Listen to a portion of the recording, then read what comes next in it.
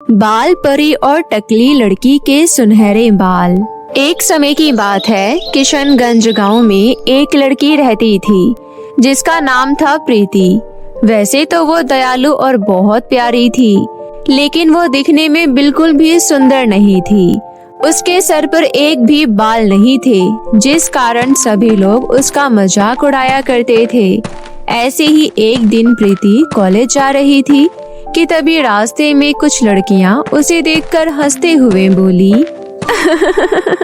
अरे वो देखो, टकली चुड़ैल जा रही है। पता नहीं इसका जन्म धरती पर हुआ ही क्यों, ये तो धरती की बोझ है। ना ही सूरत अच्छी और ना सर पर एक भी बाल है। उन सभी लड़कियों की बातें सुन प्रीति को बहुत बुरा लगा और वो आंखों में आंसू लिए चुपचाप वहाँ से चली गई। प्रीति दुखी मन कॉलेज में पहुँची। वहाँ भी सभी लड़के लड़कियाँ उसका मजाक उड़ाए बिना नहीं रह पाते। कुछ देर बाद क्लास में टीचर आई और सभी स्टूडेंट्स से बोली, स्टूडेंट्स, आप सब अपने अपने प्रोजेक्ट लेकर आई है ना, और जो स्टूडेंट प्रोजेक्ट लेकर नहीं आए वो खड़े हो जाइए।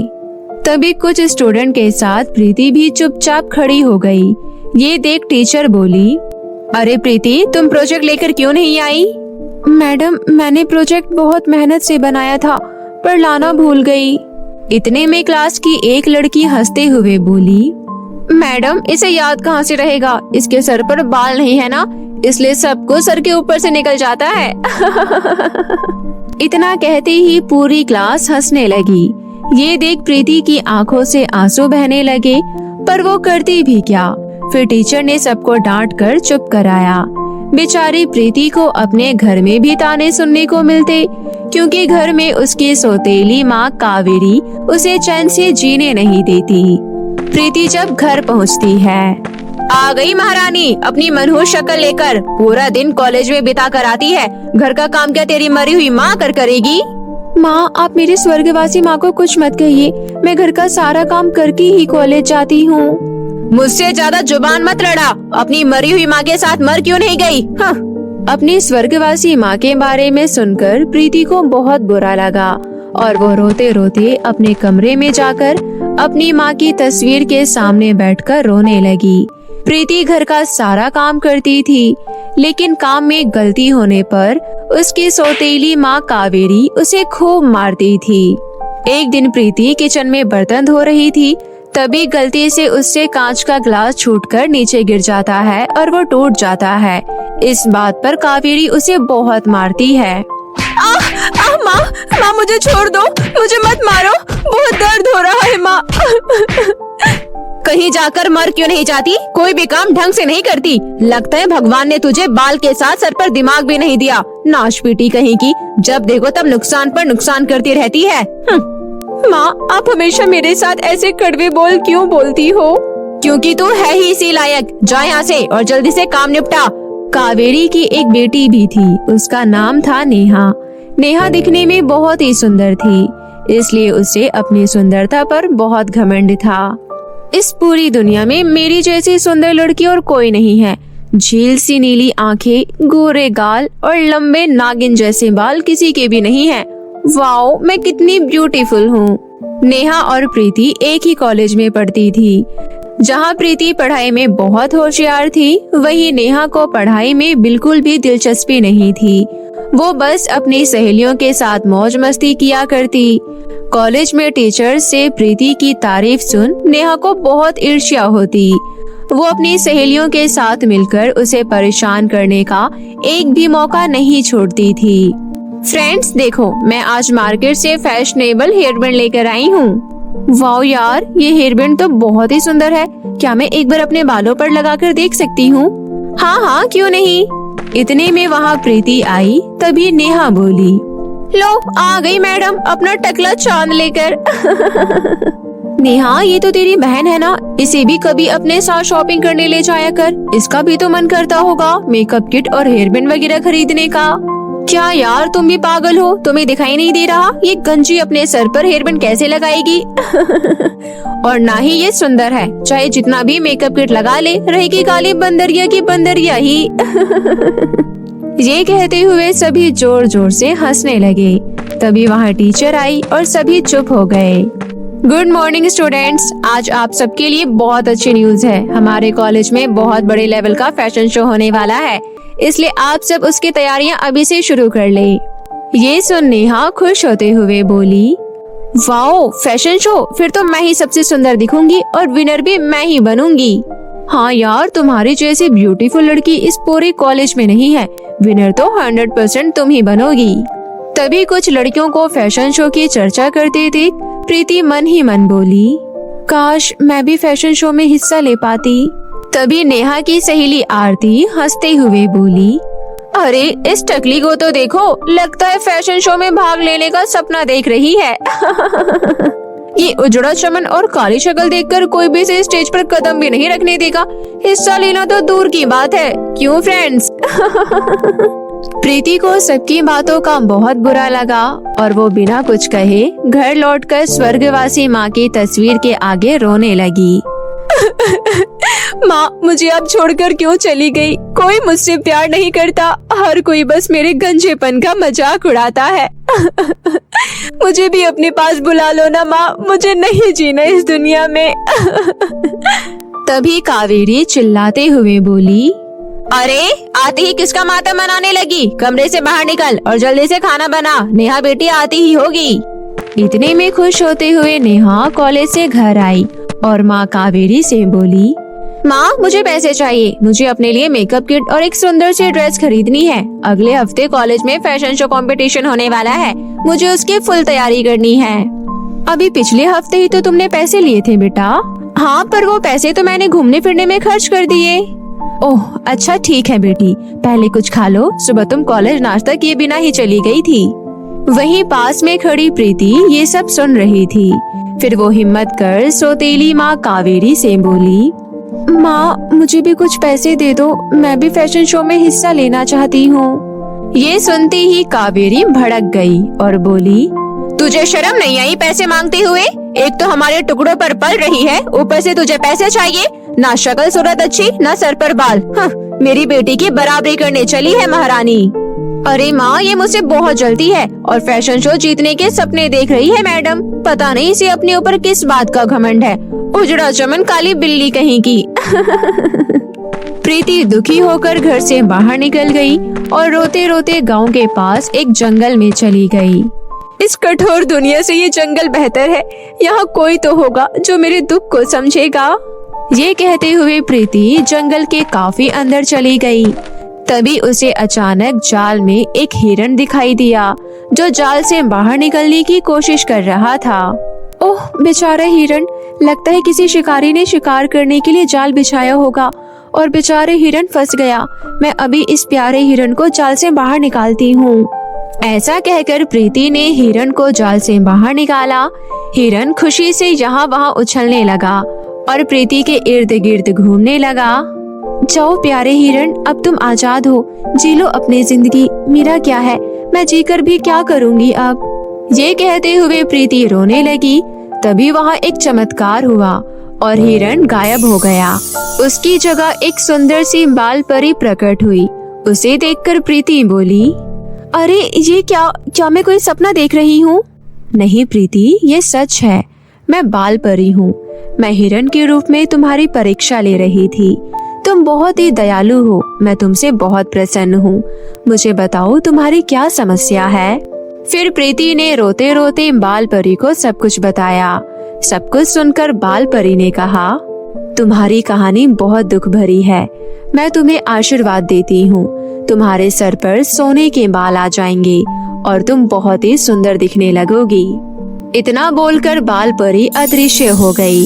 फिर परी के कहे अनुसार प्रीति के सर पर सोने के बाल आ गए और वो बहुत ही सुंदर दिखने लगी। अपना बदला हुआ रंग रूप देख प्रीति फूली ना समाई और मन ही मन बाल परी का धन्यवाद कर खुश होते हुए घर वापस लौट गई। जब कावेरी और नेहा ने प्रीति को देखा तो बस देखते ही रह गए। अरे माँ, इस टकली के पास सोने के बाल कहाँ से आए? ये तो मुझसे भी ज्यादा सुंदर लग रही है अब। हाँ बिटिया, ये तो बिल्कुल स्वर्ग से उतरी हुई अप्सरा लग रही है। माँ, मुझे भी सोने के बाल चाहिए। इतना कहकर नेहा ने जलते हुए प्रीति से उसके सोने के बालों के बारे में पूछा। फिर प्रीति ने सच्चाई बताते हुए कहा कि बाल परी ने उसे सोने के बाल दिए। ये सुनते ही नेहा फौरन जंगल की ओर निकल पड़ी। वो बाल परी की खोज करने लगी। बाल परी, ओ बाल परी, सामने आओ बाल परी, कहाँ हो तुम? ये कहते हुए नेहा बाल परी को जोर जोर से पुकारने लगी, लेकिन सामने कोई नहीं आया। थोड़ी दूर चलने पर नेहा को जाल में फंसा हुआ एक सोने का हिरण दिखाई दिया, जिसे देख नेहा बोली, अरे ये क्या, ये तो सोने का हिरण है। क्यों ना मैं इस हिरण को मार कर बाजार में बेच दूं, इसके बदले मुझे बहुत पैसे मिलेंगे। बाल परी तो मिली नहीं, ना ही सोने के बाल, चलो यही ठीक है।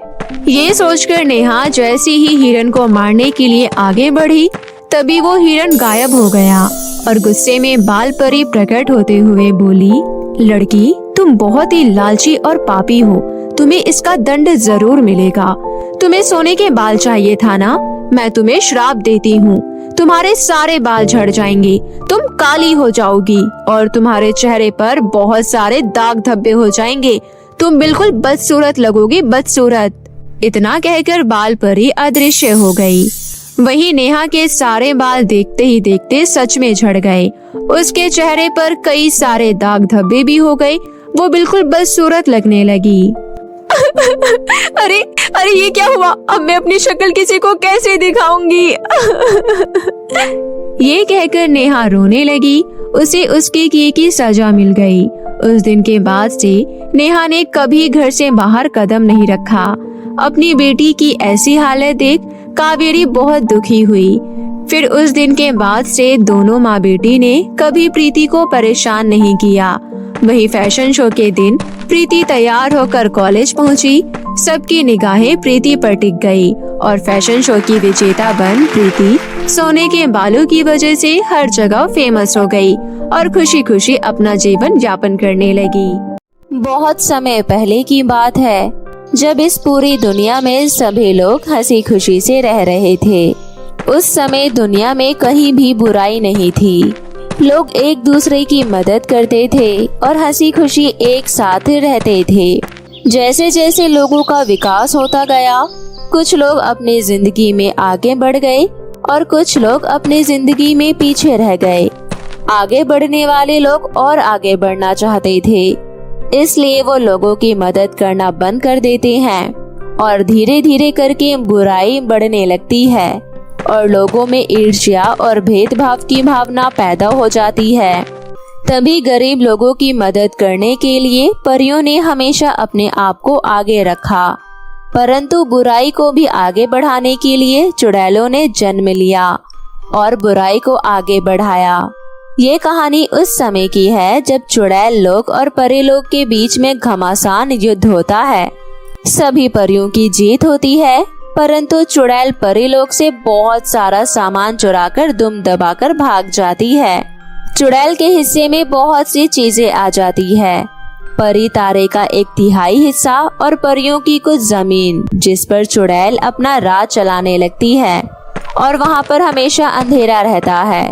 चुड़ैल को उजाला बिल्कुल पसंद नहीं होता, इसलिए वो चाहती थी कि पूरी दुनिया पर अंधेरा कायम रहे। इन परियों की वजह से मैं हमेशा अपने काम में फेल हो जाती हूँ, परंतु आखिर ऐसा कब तक होगा? मुझे बहुत तपस्या करनी होगी और बहुत सारी शक्तियाँ हासिल करनी होगी, उसके बाद ही मैं इन परियों का सामना कर सकती हूँ।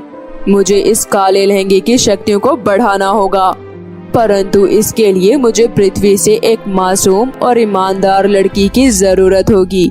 वही मेरी मदद कर सकती है, मुझे देखना होगा। चुड़ैल चाहती थी कि वो पूरी पृथ्वी के साथ साथ परीलोक पर भी कब्जा कर ले और हर जगह अंधेरा कायम कर ले, परंतु चुड़ैल की शक्तियां अभी कमजोर थी और वो उन्हें आगे बढ़ाना चाहती थी। चुड़ैल के पास एक बुराई का लहंगा था, परंतु चुड़ैल उसका प्रयोग करना नहीं जानती थी, इसलिए वो बहुत दिनों तक तपस्या करती है। तब उसे पता चलता है कि उस बुराई के लहंगे की शक्तियों को केवल एक मासूम और ईमानदार लड़की ही इस्तेमाल कर सकती है। तभी उस लहंगे की शक्तियाँ बाहर आएंगी, नहीं तो वो लहंगा एक आम लहंगा रह जाएगा। चुड़ैल ने हमेशा उस लहंगे को अपनी गुफा में रखा और वो पृथ्वीलोक पर एक समझदार ईमानदार लड़की की तलाश में घूम रही थी। पृथ्वी पर एक छोटा सा गांव था जिसका नाम उमरान था। इस गांव में एक पूजा नाम की लड़की रहती थी। पूजा का एक शोरूम था जिसमें वो सुंदर सुंदर कपड़े बेचती थी। पूजा एक बहुत अच्छी दुकानदार थी। पूजा की दुकान पर बहुत अच्छे अच्छे कपड़े थे। तभी वो चुड़ैल पूजा की दुकान के सामने से गुजर रही होती है। पूजा की दुकान पर सुंदर सुंदर कपड़े देखकर चुड़ैल उस दुकान के अंदर आती है और कहती है, सुनो लड़की, तुम्हारा शोरूम तो बहुत अच्छा है, तुम्हारे कलेक्शन भी बहुत अच्छे हैं। क्या तुम मेरे लिए कोई बढ़िया सी ड्रेस दिखा दोगी? चुड़ैल बहुत ज्यादा डरावनी थी और दिखने में भयंकर लग रही थी। पूजा चुड़ैल को देखकर डर जाती है और डरते हुए कहती है, मुझे माफ कीजिए, परंतु आपने ये अपना क्या भेष बना रखा है? आप कितनी डरावनी लग रही हैं। आप हमारे शोरूम में देख लीजिए, आपको जो ड्रेस पसंद आए आप खरीद सकती हैं। उसके बदले आपको मुझे पैसे देने होंगे। तुम तो बहुत बदतमीज लड़की हो जो मुझसे इस तरह से बात कर रही हो। तुम्हारी हिम्मत कैसे हुई मुझसे ऐसे बात करने की?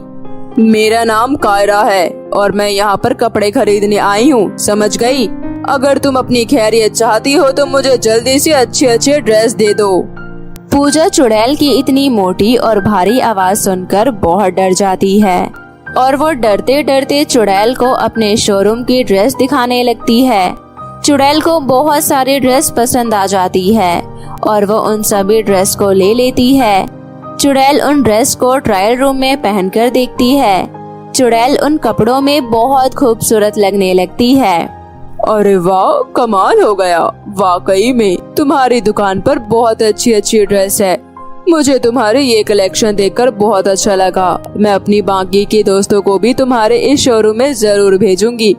अच्छा ठीक है, तो मैं चलती हूँ। ये सारी ड्रेस मुझे दे दो। ये सारी ड्रेस तो मैं आपको दे दूंगी, लेकिन इन सब के पैसे लगेंगे। आपके पास पैसे तो है ना? तू जानती नहीं लड़की किससे बात कर रही है? लगता है तुझे मेरे बारे में कुछ पता नहीं है। मैं एक बहुत शक्तिशाली चुड़ैल हूँ। अगर तूने मुझसे एक बार और पैसे मांगे तो मैं अभी काला जादू करके तेरी ये पूरी दुकान खत्म कर दूंगी, समझ गई? चुड़ैल का इतना कहने के बाद पूजा बहुत डर जाती है और वो अपने मुंह से एक शब्द भी बाहर नहीं निकालती। परंतु वो सारी ड्रेस लेकर चुड़ैल बहुत खुश थी। इसलिए चुड़ैल पूजा को अपने सर का ताज उतार कर दे देती है। सुनो लड़की, मेरे पास तुम्हें देने के लिए कुछ नहीं है, इसलिए मैं तुम्हें अपना ये ताज दे रही हूँ। तुम्हें जो कुछ भी चाहिए तुम इस ताज से मांग सकती हो। ये बहुत शक्तिशाली है। अगर तुम्हें पैसे चाहिए तो जब मैं अगली बार आऊंगी तो तुम्हें पैसे दे दूंगी। तब तक के लिए तुम ये रख लो जो मैंने खास परीलोक से चुराया था। चुड़ैल वो ताज देकर वहाँ से चली जाती है और बेचारी पूजा वो ताज लेकर सोचती रहती है कि आखिर वो इस ताज का क्या करे। हे भगवान, ये चुड़ैल मुझे क्या देकर चली गई है? आखिर इस ताज का मैं क्या करूं? चुड़ैल तो कह रही थी कि मैं इससे कुछ भी मांग सकती हूँ, परंतु मैं इससे कुछ भी कैसे मांगूं? इसका इस्तेमाल करने के लिए कौन सा मंत्र है? पूजा को कुछ समझ नहीं आता कि आखिर वो उस ताज का इस्तेमाल कैसे करे। तभी पूजा को 3-4 मंत्र याद होते हैं। पूजा वो 3-4 मंत्र बोलती है। खुल जा सिम सिम, खुल जा सिम सिम, खुल जा सिम सिम। अरे इसमें से तो कुछ पता ही नहीं चल रहा। झिंगा लाला हु, झिंगा लाला हु। ओहो भगवान, इस ताज का मैं इस्तेमाल कैसे करूं? ऐसा कौन सा मंत्र बोलूं जिससे मैं इस ताज का इस्तेमाल कर पाऊं? अरे हाँ, मुझे एक और मंत्र याद आया जो मेरी माँ ने मुझे बचपन में बताया था। आबरा का डाबरा, जल्दी से अपना जादू दिखाओ। जैसे ही पूजा इतना बोलती है उस ताज के अंदर से रोशनी निकलने लगती है और वो ताज चमकने लगता है। तभी पूजा को समझ आ जाता है कि अब ताज का इस्तेमाल किया जा सकता है। तभी पूजा उस ताज से बहुत सारी सुंदर सुंदर ड्रेस मांगती है और पूजा के कहे अनुसार वहाँ पर बहुत सुंदर सुंदर ड्रेस आ जाती है। ऐसी ड्रेस पूजा ने पहले कभी नहीं देखी थी, इतनी सुंदर ड्रेस देखकर पूजा बहुत खुश हो जाती है और उन सभी ड्रेस को अपने शोरूम पर लगा देती है। ड्रेस को शोरूम पर लगाने के बाद ही जैसे ही लोग उन ड्रेस को देखते हैं, सभी लोग पूजा की दुकान में घुसने लगते हैं और कपड़ों को खरीद लेते हैं। पूजा की बहुत अच्छी खासी कमाई हो जाती है और पूजा बहुत खुश हो जाती है। पूजा उस जादुई ताज को अपने पास हमेशा हमेशा के लिए रख लेती है और जब भी उसे जरूरत पड़ती है वो उस ताज का इस्तेमाल कर लेती है।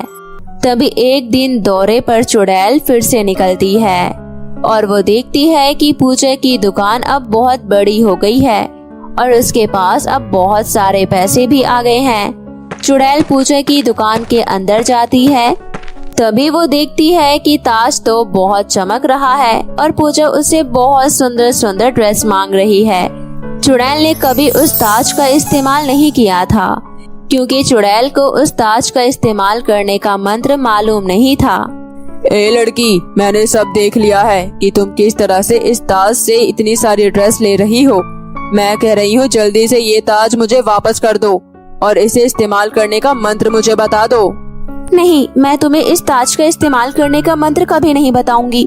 मैं जानती हूँ तुम एक बहुत बुरी चुड़ैल हो और तुम इस ताज की शक्तियों का गलत उपयोग करोगी। देखो, अगर तुमने मुझे नहीं बताया इसे इस्तेमाल करने का राज तो तुम्हारे लिए बिल्कुल अच्छा नहीं होगा। मैं तुम्हारी दुकान को पूरा खत्म कर दूंगी, समझ आई बात? देखो चुड़ैल, तुम कुछ भी कर लो परंतु मैं तुम्हें इसका इस्तेमाल करने का मंत्र नहीं बताऊंगी, कभी नहीं बताऊंगी, चाहे इसके लिए मुझे अपनी जान भी क्यों ना देनी पड़े। अच्छा, लगता है तो तू ऐसे नहीं मानेगी, तुझे सबक सिखाना ही पड़ेगा। पूजा को सबक सिखाने के लिए चुड़ैल पूजा की पूरी दुकान में आग लगा देती है और पूरी दुकान चारों तरफ से जलने लगती है। पूजा किसी तरह से वो ताज अपने हाथ में लेकर दुकान से बाहर आ जाती है और वहाँ से छुपाने के लिए जंगल में भाग जाती है। जब पूजा जंगल में पहुँच जाती है तो चुड़ैल देखती है कि पूजा आसपास कहीं नहीं है। चुड़ैल पूजा को ढूंढने के लिए इधर उधर घूमने लगती है परंतु पूजा उसे कहीं दिखाई नहीं देती। ओह, इस पूजा की बच्ची ने तो मुझे धोखा दे दिया है और वो जादुई ताज को पता नहीं कहाँ चुरा कर भाग गई है। मुझे पता लगाना होगा, नहीं तो ऐसा ना हो वो जादुई ताज वापस परियों के हाथ लग जाए। अगर ऐसा हो गया तो मेरी सारी शक्तियाँ कमजोर पड़ जाएगी और परियां फिर से जीत जाएगी। चुड़ैल पूजा को ढूंढने के लिए इधर उधर घूमती है और पूजा डर के मारे जंगल के बीचों बीच बैठ जाती है। हे जादुई ताज, आज तुम्हारी वजह से देखो कितनी परेशानियां उठानी पड़ रही है परंतु मैं तुम्हें उस चुड़ैल के हवाले कभी नहीं करूंगी। मैं नहीं चाहती हूँ कि इस दुनिया पर चुड़ैल का राज हो। पूजा, शायद तुम नहीं जानती हो, मेरी एक बहुत बड़ी खासियत है। मुझे कोई भी ऐसा व्यक्ति इस्तेमाल नहीं कर सकता है जिसके मन में छल और कपट हो। तुम एक बहुत ही ईमानदार लड़की हो, इस वजह से तुम मुझे इस्तेमाल कर सकती हो। परंतु अब समय आ गया है जब मुझे वापस परीलोक जाना होगा। मैं अभी सभी परियों को यहाँ बुला लेती हूँ। उसके बाद मैं सभी परियों को उनकी शक्तियाँ वापस कर दूंगी और वो परियां चुड़ैल को वापस से कैद कर लेंगी। इतना कहने के बाद जादुई ताज अपनी शक्तियों से सभी परियों को अपने सामने प्रकट कर लेता है। परियां उस ताज को देखकर बहुत खुश होती है और वो ताज को अपने पास रख लेती है और सभी परियां पूजा को धन्यवाद देती है कि उनकी वजह से आज परियों को वापस ताज मिल पाया है। देखिए, आप लोग मुझे धन्यवाद मत कहिए, मैं तो बस ये चाहती हूँ कि ये ताज कभी भी चुड़ैल के हाथ नहीं लगना चाहिए, नहीं तो वो इस पूरी दुनिया पर राज करेगी और किसी को खुश नहीं रहने देगी। मैं चाहती हूँ आप चुड़ैल को वापस फिर से कैद कर ले, कहीं ऐसा ना हो कि वो कहीं भाग जाए।